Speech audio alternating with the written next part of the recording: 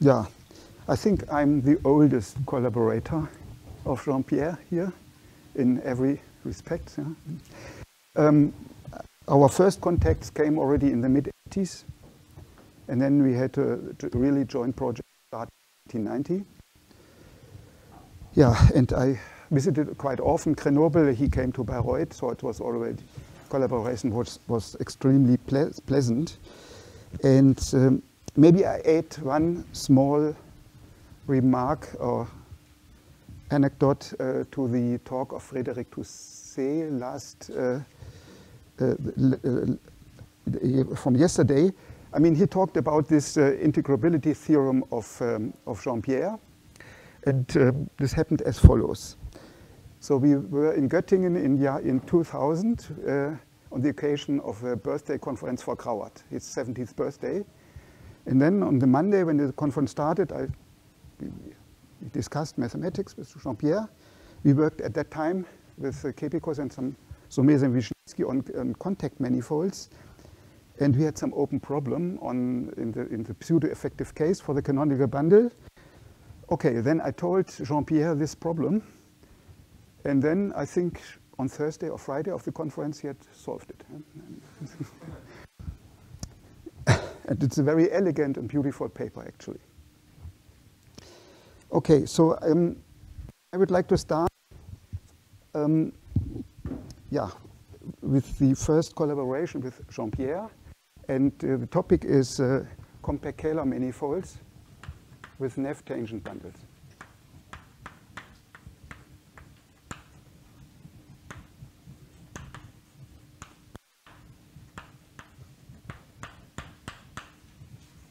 So Neff tangent bundle means that you look at the projectivization of the tangent bundle, of course always in the sense of Grothendieck.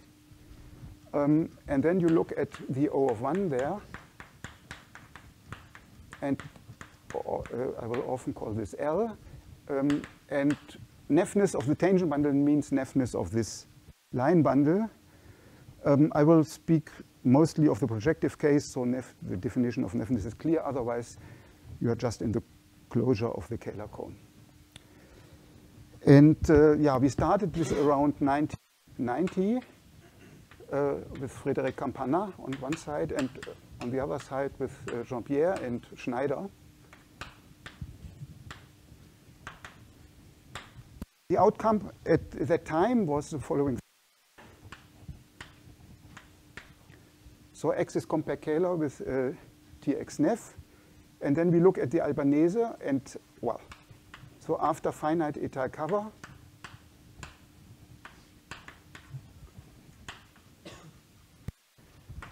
the Albanese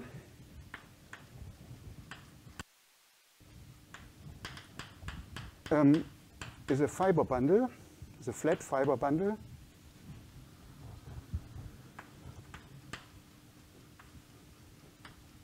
Fiber bundle, and the fibers are Fano with Neff tangent bundle.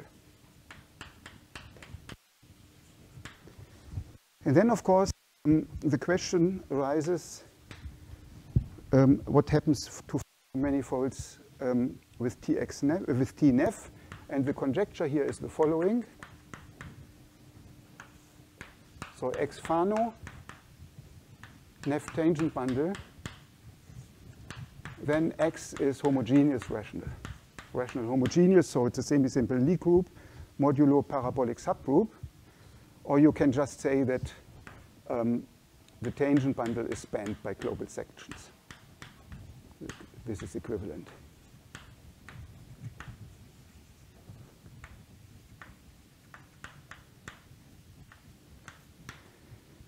And the status of this conjecture is it's more or less completely open.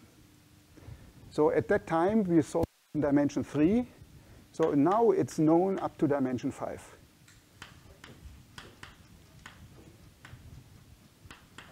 Thomas, did you say the fiber bundle, are you saying that all the fibers are isomorphic, or that the map is smooth? It's a fiber bundle. So all the Yes. up to dimension 5. I think the latest contribution, dimension 5, are due to Kanemitsu. And yeah, so I will say a little bit how to possibly could approach this problem and what the difficulties are, and then I will discuss some kind of new way to relate this to some other problems using these canonical extensions. Okay, maybe first I should say that there is a paper of Jean-Pierre in 2018. Well, you may ask for weaker properties. For instance, if the tangent bundle is Neff on a Fano manifold, can you say that it's Kähler-Einstein? And even this is unknown. So he proved some kind of weak version. Well, let's state it this way. He called it weakly almost Kähler-Einstein.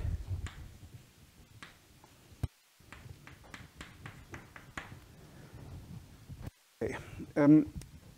Well, and you may ask, of course, a weaker question. If, say, the second Betti number of x is 1, can you prove that the tangent bundle is semi-stable or stable? I don't know, but I should say that even if I knew this, I don't know how to use it. Yeah? I mean, so for classification, semi-stability is somehow, I mean, you know something on the first and second Chern class, but this is, of course, not sufficient. Should also mention a result by Mock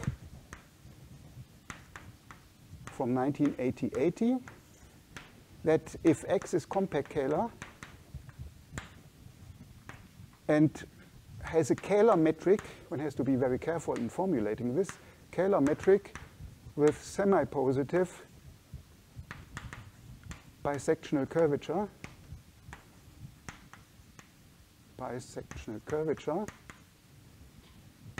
then X is Hermitian symmetric.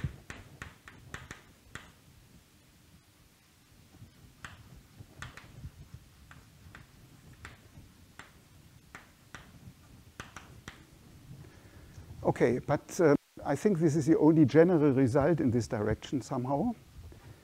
Of course, this should be compared. I mean, the beginning of the story is, of course, Mori's theorem. Yeah? If the tangent bundle is ample, then it's projective space. And on the, so to speak, differential geometric side, Siu and Yao proved if you have a Kähler metric with positive bisectional curvature, then it's Pn. Yeah? But it's slightly weaker because the ampleness doesn't really immediately give this, yeah, the metric. Okay, so what would be I'm used still to use a blackboard by hand.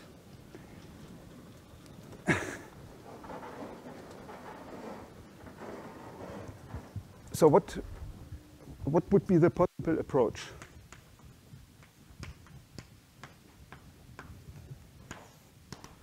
The approach, of course, you look at the projectivized tangent bundle,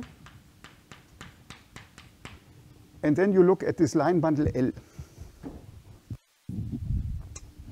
as above, and then, well, the dimension of X will always be n, and then you look at the anti-canonical bundle of P, so this is L to the n. So this is, of course, Neff. And then you may say the following, you have two problems.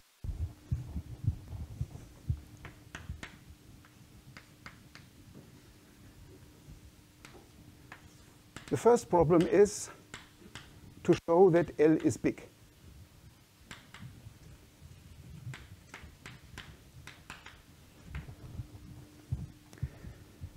I should say that I have no idea what to do here. I mean, what you know is, I should say that, I mean, if you expect the conjecture to be true, then X should be rational homogeneous, and then it's classically known that the L is big. Yeah? So this is certainly a thing you should prove in order to establish the conjecture. So what we know, of course, is a movable class such that L times alpha is 0. We also know curves with L times C is 0. For instance, I mean, you take downstairs L to be a general minimal rational curve.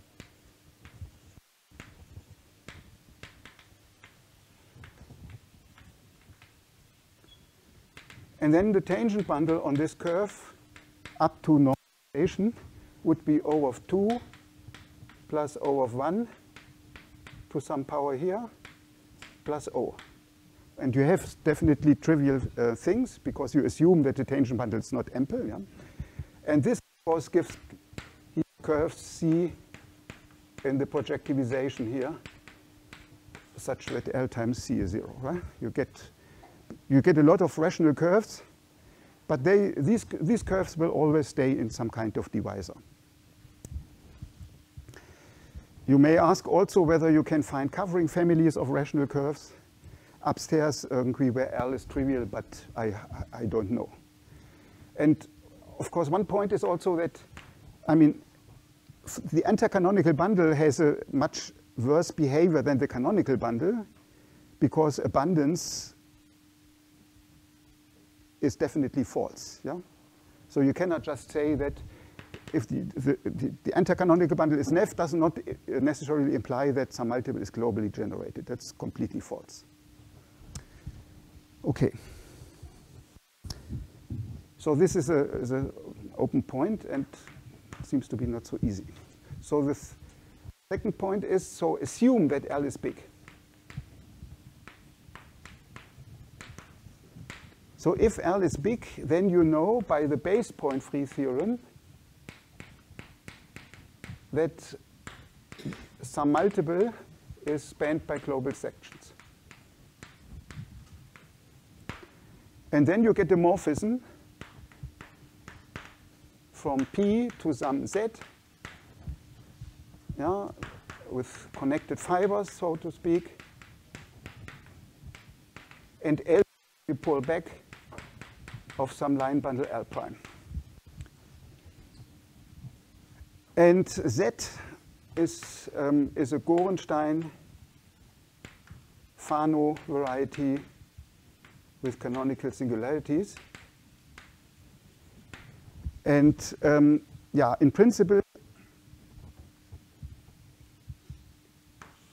one has to analyze this map to see that, I mean, of course, spannedness of ML is not sufficient to conclude that some symmetric power is spent. Yeah? So what you have to prove is that ML to any fiber here is surjective. That's the point. And F here is a fiber over X. And this actually is equivalent to saying that F restricted to the fiber, F map here, is biholomorphic. And this is actually, yeah, that's so to speak the main point to prove. And yeah, one really needs something to know on the geometry of this map F here. But at the moment, this seems to be somehow out of reach.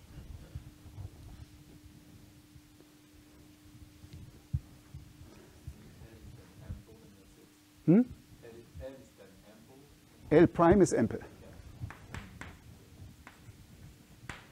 So this map may contract a divisor. In this case, it's expected that you get a quadric. But the general case is that this is a small map. Yeah, so you contract something of codimension larger than 1. Yeah, and then it's getting somehow unpleasant. Okay, and this approach, of course, would only give that some symmetric power of the tangent bundle is spanned by global sections, and then you still have to go back to M as 1.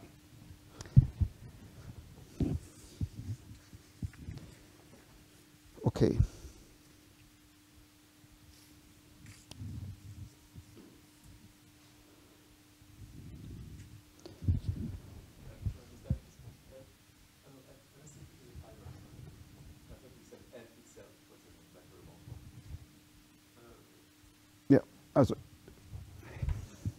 I mean, what you know is that the map from this fiber F here of pi, you have here,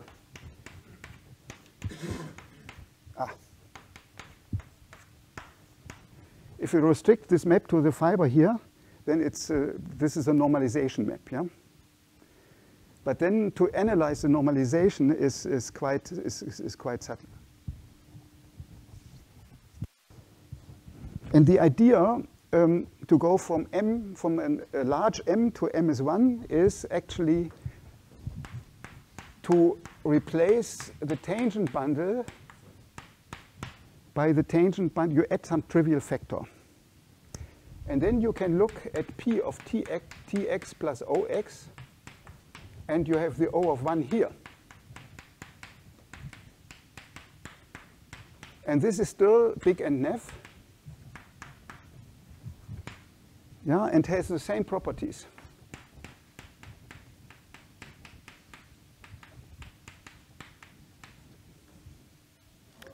Some multiple, or I mean, yeah. This is Neff. Is L to the n plus 1 now. And L is again semi-ample.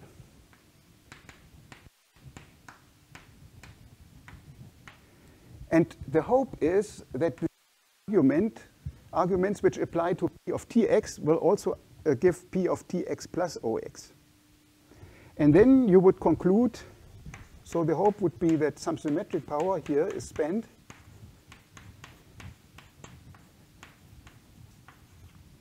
but Tx is a direct summand here. And then you get also spentness of Tx. So this would be the idea to get rid of M. Okay. So now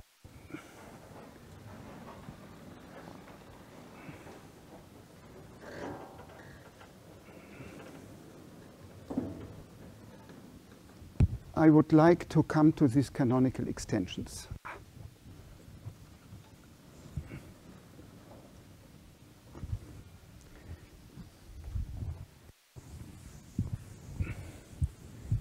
The idea is somehow not to study the tangent plus O, but to get a non-trivial extension by O and T. So this is something which occurred rather frequently in the literature. So maybe I give a precise definition. So I assume x comma omega to be compact Kähler.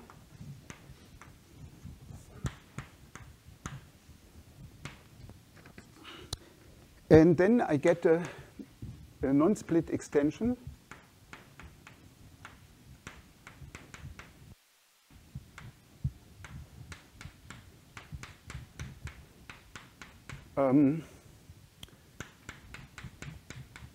by the class of omega.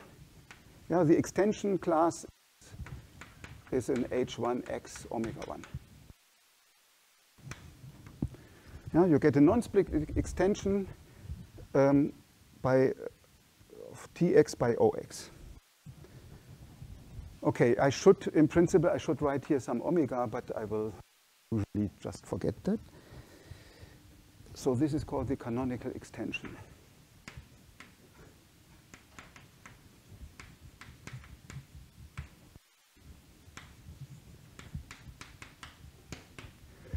And now I look at the following. I remove, of course, this here gives an embedding of Tx inside P of Vx. Yeah? And so P of Tx is a divisor in P of Vx. And now I remove this divisor. And that I get some bundle here. This is a Cn bundle. But it's an affine Cn bundle, not a vector bundle. And this is the object I'm interested in.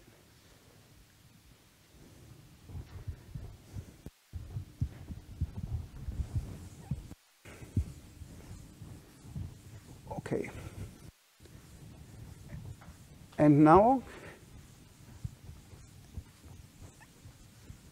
there was a paper of Kreb and Wong, 2018, I think.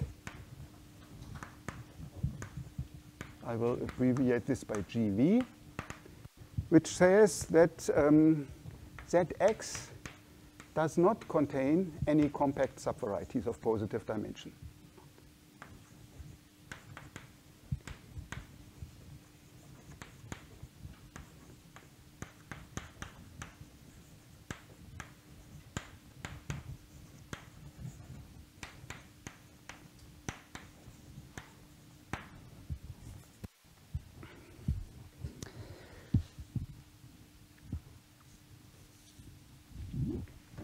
Okay, and then they set up some conjectures.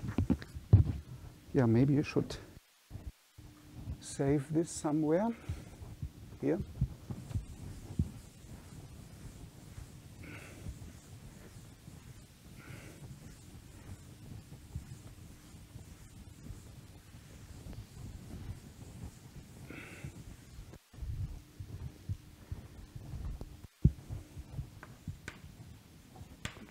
So by Kreb and Wong. So x comma omega is compact Kähler. And then part 1 is, which one? So the tangent bundle of x is Neff if and only if Zx is Stein.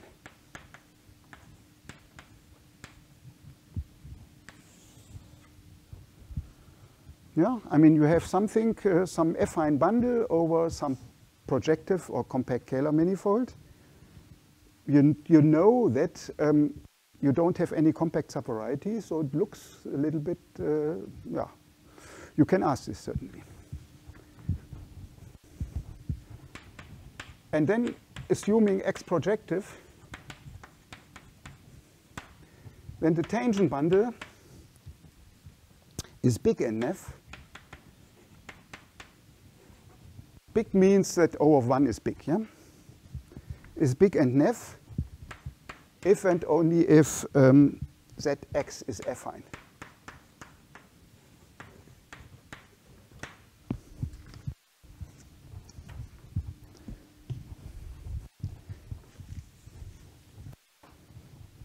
Okay.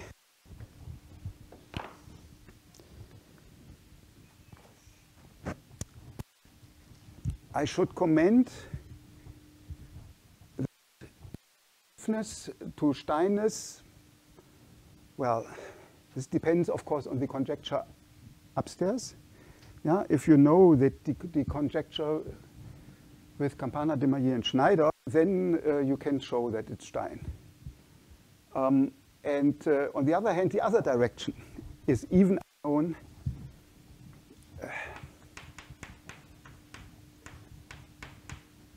Tx Neff is even unknown in dimension 2.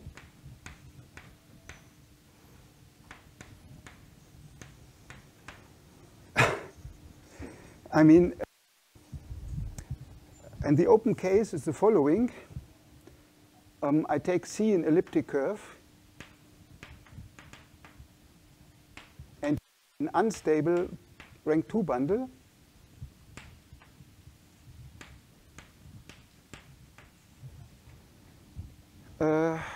on C, and then I set X to be P of E, yeah, and then prove that Zx cannot be Stein.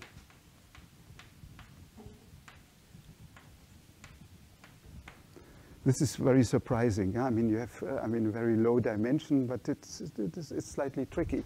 The problem is, of course, if you have something, some manifold, how to see that it is Stein or not. Yeah, I mean, there are not so many tools, actually. Yeah, I mean, of course, yeah. I mean, you can try to prove theorem B or so, or holomorphic convexity, or some exhaustion function, but it's never really, it's never easy.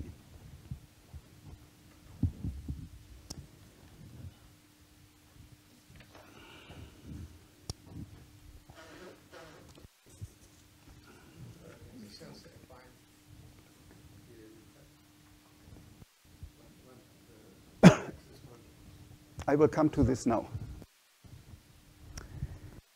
Because, I mean, this is, of course, for the Fano conjecture upstairs, I mean, this is the important one, and not this one, yeah? But since there's a complex analytic flavor here also in the conference, I wanted to mention also this part. So let me draw a picture. So here we have Tx is big and nef. Here we have Zx affine for some omega, but I will usually assume that the second Petit number is 1, so it doesn't play any role which omega I take. And here I have G mod P, homogeneous rational. Okay. So this is known, this is shown by Kreb and Wong, that if you have a rational homogeneous thing, then Zx is affine.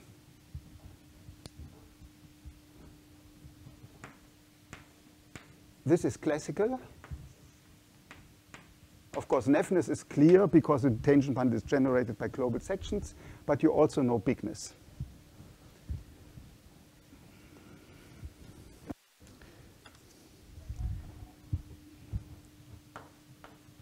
So this is, of course, the conjecture I would like to know, what would like to prove. And this I could prove in collaboration with Höring. So this also uses the base point free theorem. So this is not so difficult to see, that if you have this big and nef, then this is affine. Yeah.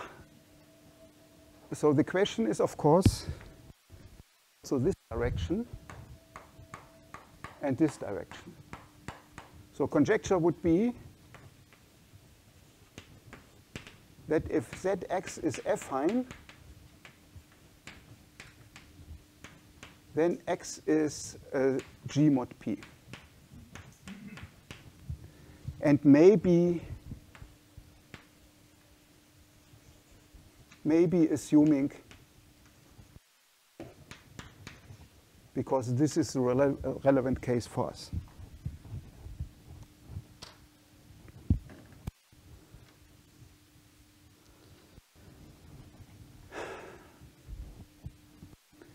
So what can you deduce from the affineness of Zx?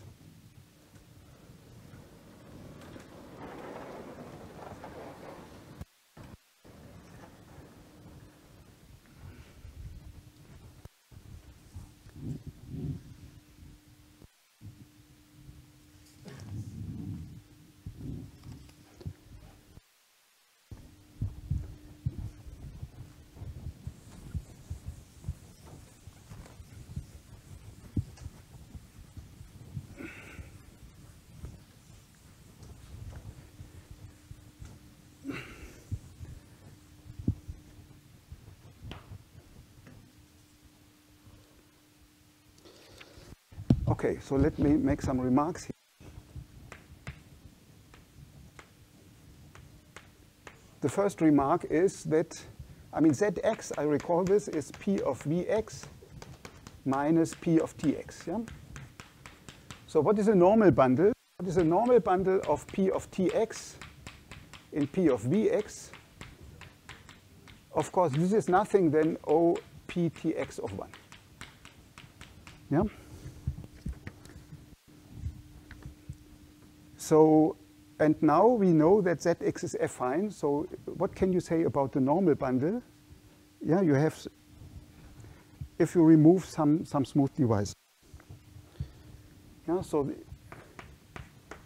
this, let me go to the general situation. The general situation is, so X is a projective manifold. Y is a smooth divisor.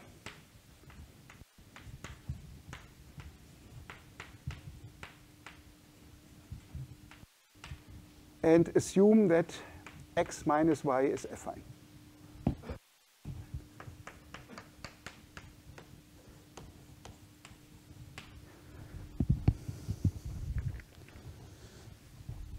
Okay, you look at this lecture note of Hartshorne and the subvarieties. And, well, maybe I should say that Greb and Wong have proved that the normal is big. I mean, this comes from the fact, which is, for instance, proved in this in the Hartshorne lecture note, that if you have some affine, x minus y is affine, yeah, in principle, you would like to say that this y is an ample divisor, yeah? But this is not true. What is true is if you make some blow-ups, then the pre-image of y is a support of some ample divisor, yeah? And using this, Wong then proved that this. And then if you look at the lecture note of Hartshorne, then he asks or conjectures that the normal bundle is Neff. But this is false. So you cannot say that the normal bundle is Neff for y, for this y here. For instance, as an example,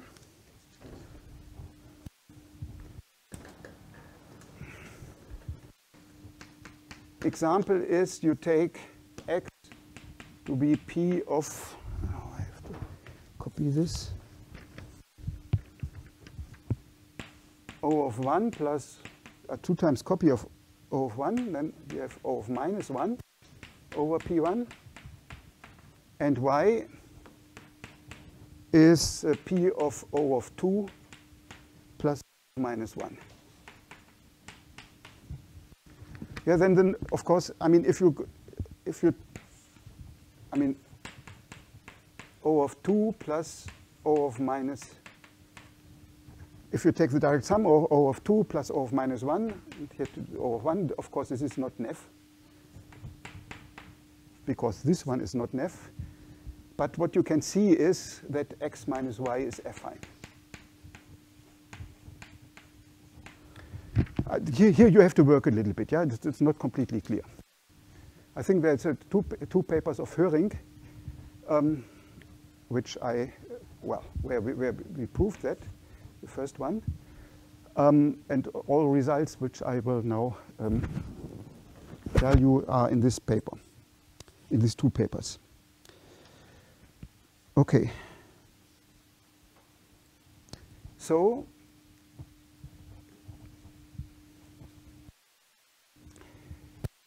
we hope, so to speak, that although in the general situation, this is, you cannot say that you have Neffness of the normal bundle, but in this very special situation, it still should be true. Yeah? But this must come from the special geometry. There's no general reason to say this. So what we know is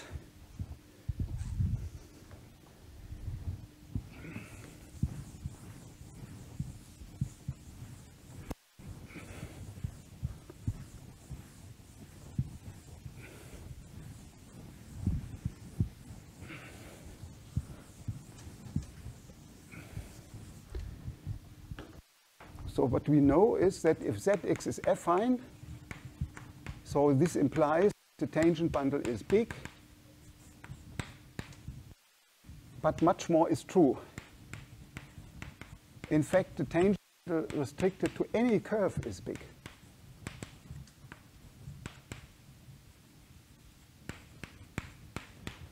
Yeah, because you can take P of, you can restrict the situation here.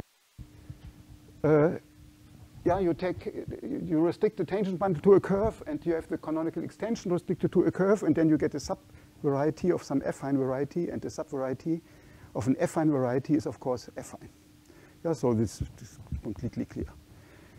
And then, of course, it seems that bigness is a very strong condition, but it's also very dangerous. For instance, if you take a curve, and then you take a direct sum of two line bundles, one is ample and the other one is anti-ample, then this bundle, the direct sum, is big. Yeah, this is easy to see. So, I mean, one has to be very, very careful with big vector bundles.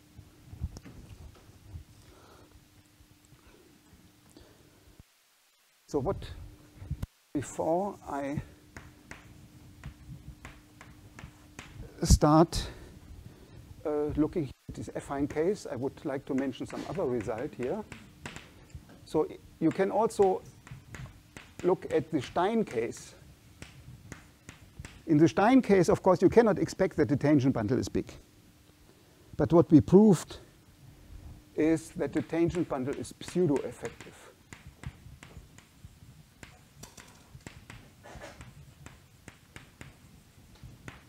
In the sense that the O of 1 on P of Tx is pseudo-effective. Yeah, so somehow some symmetric power tangent has a section. So think of this. And this is much more complicated than the affine case, and this uses some deep analytic tools. Actually, Tx is pseudo-effective for any curve. Okay.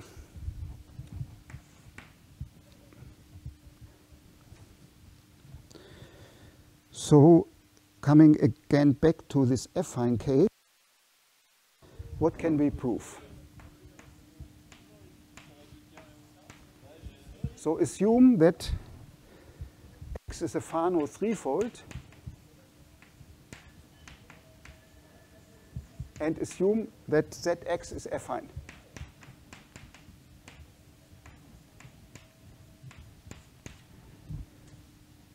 Then X is homogeneous.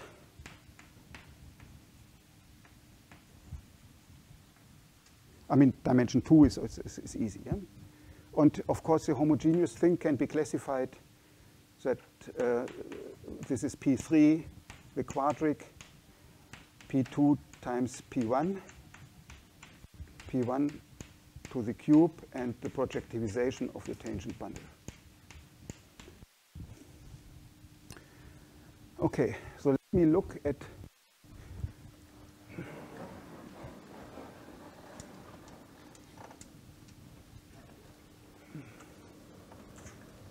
this picture here.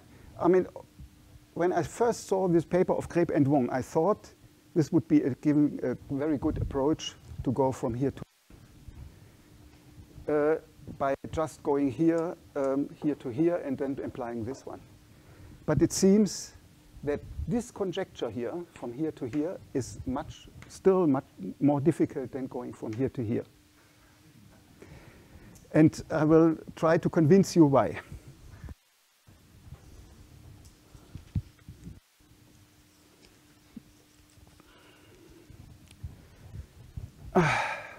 Okay, so let me see what can I erase.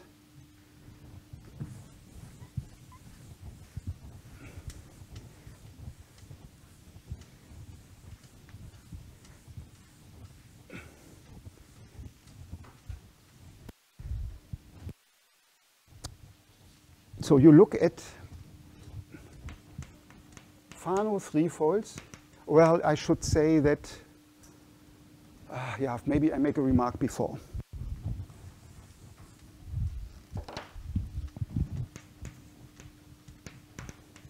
If X is Fano and Tx is Neff, and now you look at the case where the second Betti number is larger than 1, yeah? Then, of course, we can study contractions of extreme arrays. So we study Mori contractions from X to Y. And what you can prove is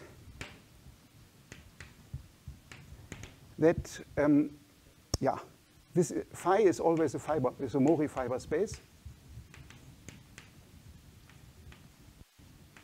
In fact, here a P1 bundle, so more specifically, this is a P1 bundle, a P2 bundle, or a quadric bundle.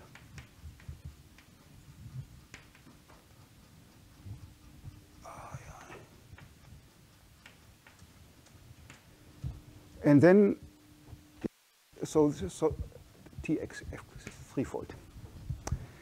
Yeah, so we can easily reduce ourselves to the case that the second Betti number is 1. Okay, no. Sorry, I mixed up something. This is a submersion.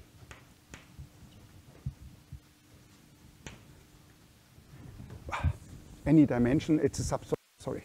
It's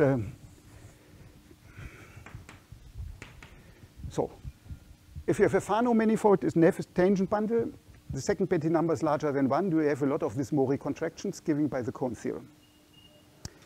All these contractions are submersions. Yeah, and then the 5 have again Neff tangent bundles.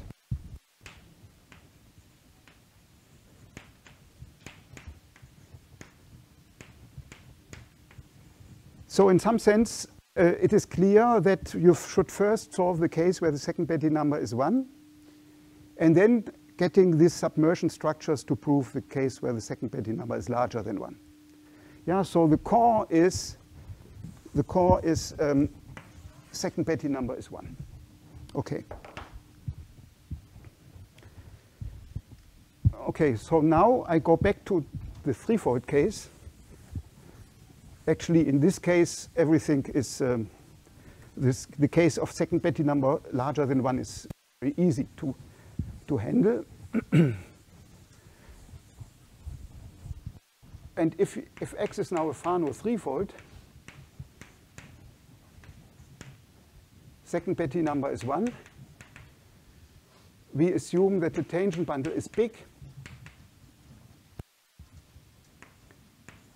Then this has been classified in a rather nice paper very nice paper by Höring and Liu. So they proved that X is P3.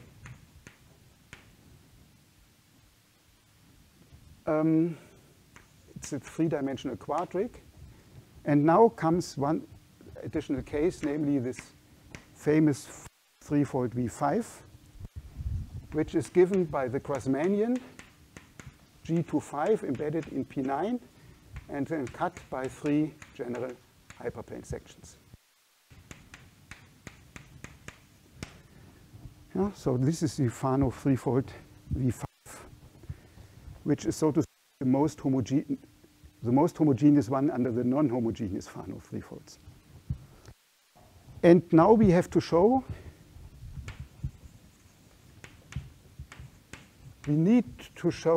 that Zx is not affine this Fano threefold. Yeah, in order to get the conclusion.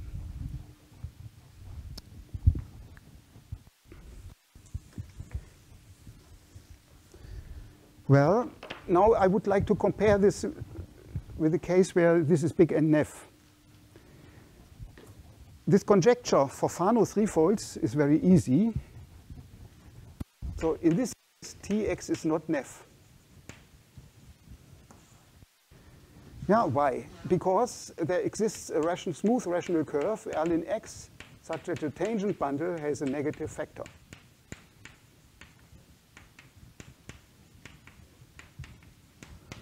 Yeah, so this is the geometry of this V5 is well known, and you have a line like that. And then, of course, the tangent bundle cannot be Neff. Okay, so now you want to prove that Zx is not affine.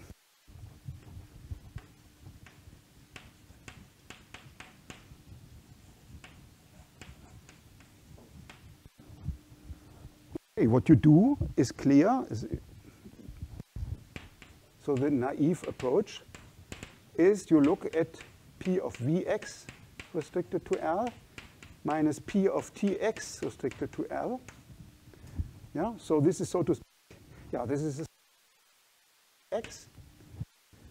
And we want this to be affine. then you would be done.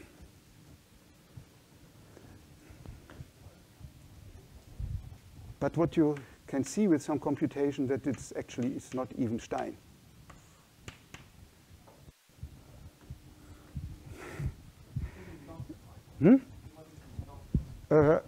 I wanted not affine, yes.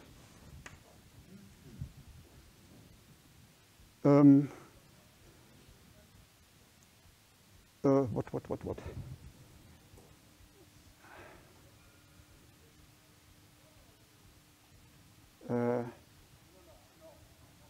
What do I want to say that? No, I got the logic maybe.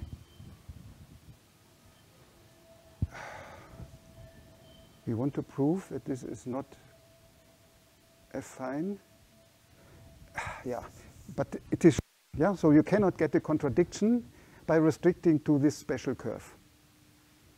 Yeah, so this means that these curves, they prove that the tangent bundle is not Neff for V5, but we cannot use this curve to prove that Zx is not affine or not Stein. So what did we do? And this somehow, yeah.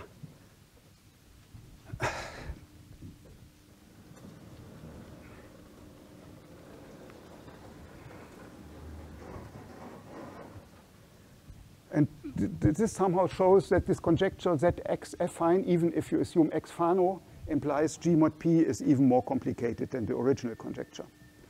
So what we how did we see that this is not affine?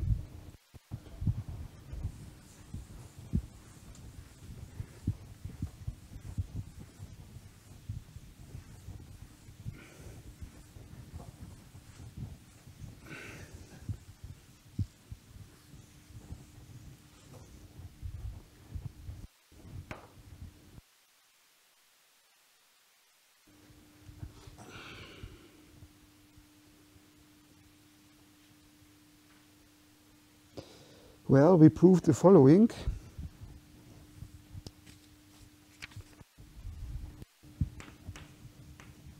And the proof took something like 20. So let X be V5.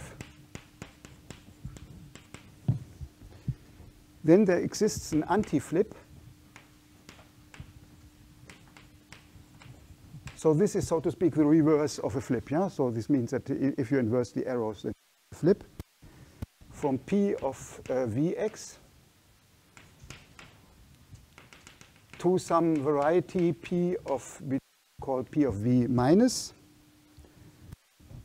So it's an isomorphism in codimension 1, such that the following holds. Psi induces a biholomorphic map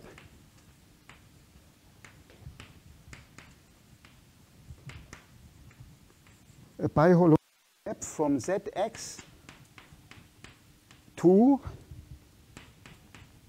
P of V minus, and then you remove something, and you remove P of Tx minus, so this is a strict transform, and then you have to remove some other stuff which I call A, and the dimension of A is at least 2. So this is the main point, yeah? You have this, this anti-flip, and you model, and you remove a divisor. If this would be affine, yeah, then you remove something of codimension 2, then one extension theorem, it cannot be holomorphically convex. Hmm? Yes, but yeah. Yeah, so this is not even Stein.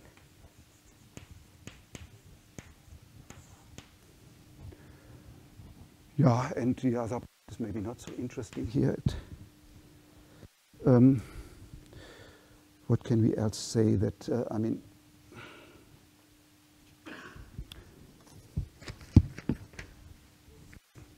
so A is analytic, yeah?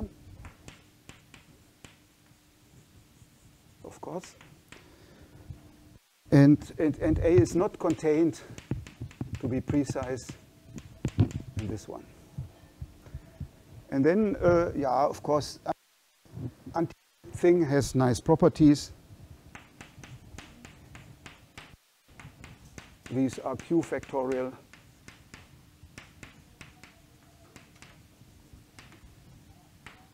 With terminal singularities as nice as you want, and weak Fano. Weak Fano in the sense that the anticanonical bundle is big and nef, but not ample. And also, if you remove only this divisor, so this is affine. Yeah? But this A here destroys, so to speak, the affineness on the original stuff. So it's very subtle. Yeah? And maybe I close with two questions.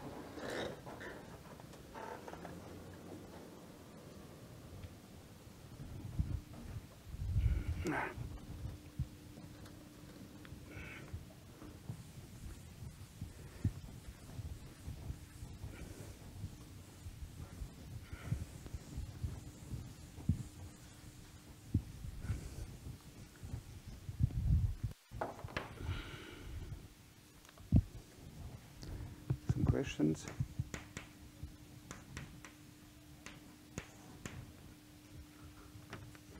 Well, assume that Zx is affine or Stein.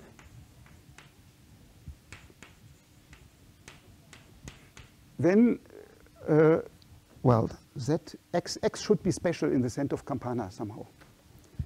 Yeah, so maybe you should prove that there is no map from X to Y. Of course, connected fibers of general type. This would be one step, so to speak, to understand something on the geometry. Yeah? And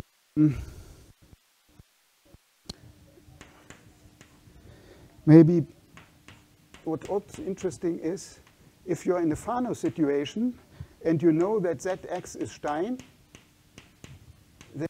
should be affine.